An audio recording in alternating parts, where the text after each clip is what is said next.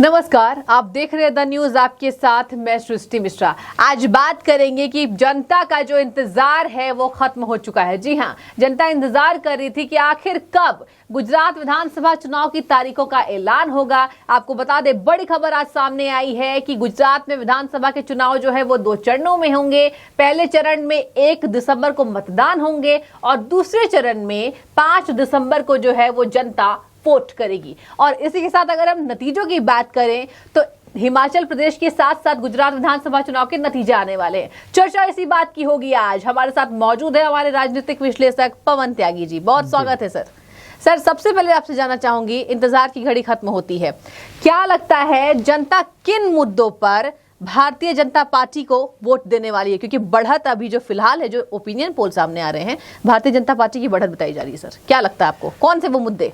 देखिए, मुद्दों की बात है तो विकास का मुद्दा सबसे ऊपर है। ठीक है। और गुजरात मॉडल की भारतीय जनता पार्टी हमेशा बात करती रही है। विपक्षी भी ये मानते रहे हैं कि गुजरात में जो मोदी के रहते विकास हुए जी, वो पूरे देश में अन्य किसी राज्य में नहीं हुए थे। तो भरी सदन में बाकायदा उस मॉडल की चर्चा होती थी जब मोदी जी वहां सीएम थे जी, और केंद्र में कांग्रेस की सरकार थी।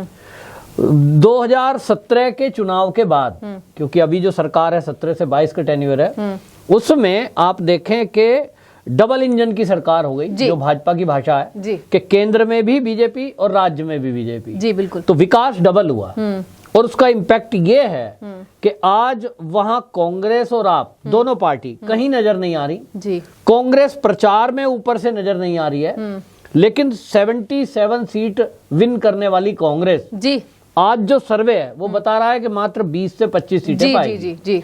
आम आदमी पार्टी हवा बना रही थी जी, मीडिया के जरिए, अपने कार्यकर्ताओं के जरिए, जो उसकी आदत है, लेकिन उसकी हवा निकल गई।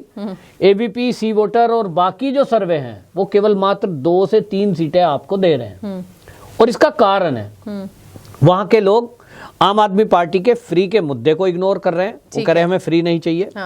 नंबर 2, आम आदमी पार्टी के द्वारा जो वादे किए जा रहे हैं, हम ये करेंगे ये करेंगे, वो कह रहे हैं जो ये वादे आम आदमी पार्टी की सरकार में दिल्ली में किए और पंजाब में किए वहां पूरे नहीं हुए। अभी तक वाईफाई फ्री सबके लिए नहीं हुआ, अभी तक वहां विद्यालय नया कोई दिल्ली में नहीं खुला, अभी तक वहां जो वादे नहीं किए गए थे कि हम एक के बोतल शराब की एक के साथ एक फ्री देंगे, वो केजरीवाल ने किया।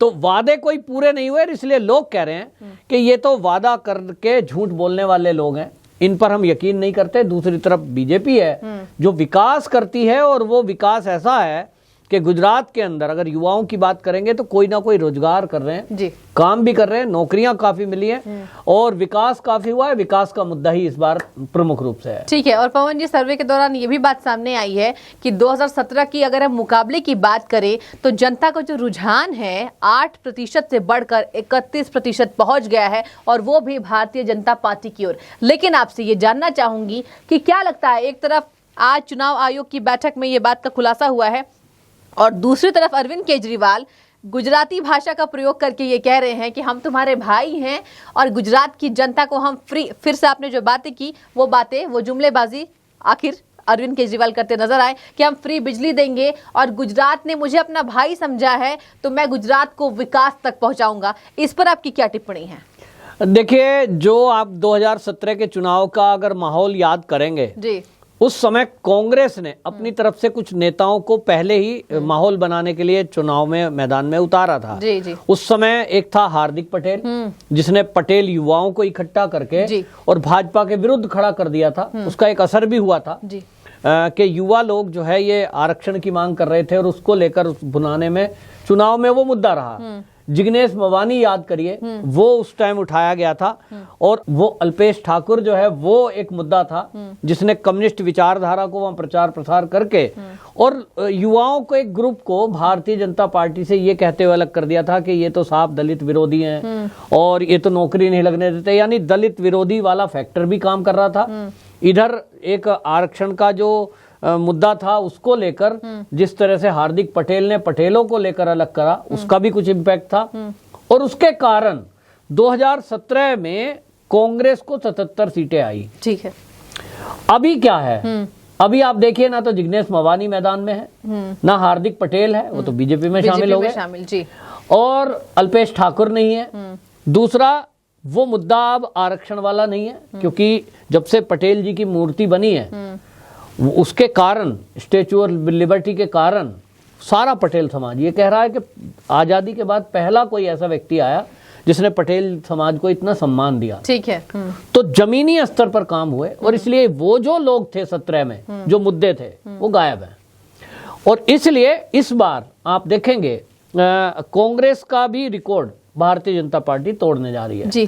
कांग्रेस का मैक्सिमम जो स्कोर है गुजरात का वो है 149 सीट का, और ये 1985 का उन्होंने सीटें जीती थी। 1985 में 82 में इंदिरा गांधी की हत्या हुई थी, उसके बाद एक कांग्रेस के पक्ष माहौल बना था, लोगों की सहानुभूति थी भाई कांग्रेस के साथ कि ऐसी एक पार्टी है, देखिए कितना बड़ा नेता खो दिया। उसके बाद जब चुनाव हुआ था तो कांग्रेस ने एक खैम फैक्टर लाए थे, KHAM। तो K से मतलब वो तो क्षत्रिय, और H से मतलब उन्होंने क्या था उसका कि H से मतलब था हरिजन, और A से आदिवासी, वहाँ आदिवासी क्षेत्र बहुत है, और M से मुस्लिम जी। ये खाम का नारा दिया था, खेम का, और खेम के नारे को लेकर उन्होंने वहाँ फोकस किया था कि किस तरह से क्षत्रियों को अपनी तरफ किया जाए। तो कुछ नेता खड़े किए थे 85 में, माहौल भी था, और उसके कारण 149 सीटें वो जीते थे। लेकिन आज आप देखें जी, तो आज के परिप्रेक्ष्य में आप देखेंगे कि जो लाभार्थी हैं, जिनको महीने में 2 बार राशन मिल रहा है जी, जिनको उज्ज्वला गैस मिली और फ्री में मकान मिले हैं, ये हरिजन वर्ग को और आदिवासियों को ज्यादा मिला है। गरीब लोग हैं, उसी पर केंद्र सरकार, मोदी सरकार फोकस रखती है जी। गुजरात सरकार भी फोकस रखे हुए है, और इसके कारण आज आप देखिए क्षत्रिय वाला जो मुद्दा है वो गायब है। जैसा मैंने पटेल जी की बात की, हरिजन हो या निचला वर्ग कोई भी हो, मुस्लिम भी उसी में है जी। जो कांग्रेस को वोट करते थे, इस बार जैसा सर्वे आ रहा है कि कांग्रेस 77 से 20 पे आएगी। उसका रीजन यही है कि मुस्लिम वर्ग भी, खास तौर पे पासमंदा मुसलमान एक वर्ग है मुस्लिमों के अंदर, जो राष्ट्रवादी मुसलमान कहे जाते हैं, वो भाजपा के पक्ष में प्रचार कर रहे हैं। ठीक है। और इसके कारण से आपको बता दूंगा, इस बार आपको चुनाव के नतीजे चौंकाने वाले मिलेंगे कि मुस्लिम बूथ पर आप देखना, ईवीएम है, मैं अभी से दावा कर रहा हूं, मुस्लिम बूथों पर आपको भाजपा के लिए वोट करते हुए लोग मिलेंगे बहुत ज्यादा बड़ी संख्या में। ये गुजरात में पहले से होता आया है कि मुस्लिम बाकी देश में अलग रहते हैं, लेकिन गुजरात के मुस्लिम वोट बीजेपी के लिए करते हैं। लेकिन इस बार का जो अंदाजा है वो 50% से भी बढ़ेगा आगे मुस्लिमों का।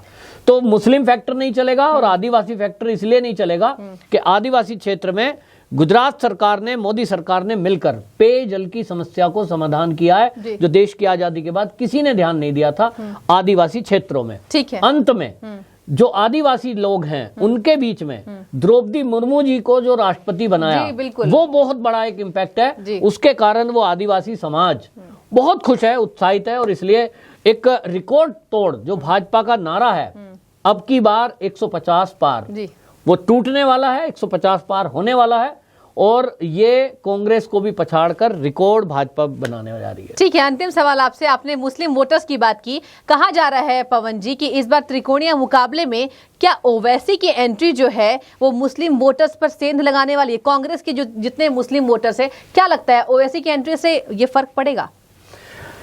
जैसे मैंने कहा, ओवैसी जी अगर कहें कि भाई मुस्लिमों के ऊपर अत्याचार हो रहे हैं, मुसलमानों को जो है दबाया जा रहा है, मुस्लिम इस देश में असुरक्षित है, ये उनका पुराना रिकॉर्ड है।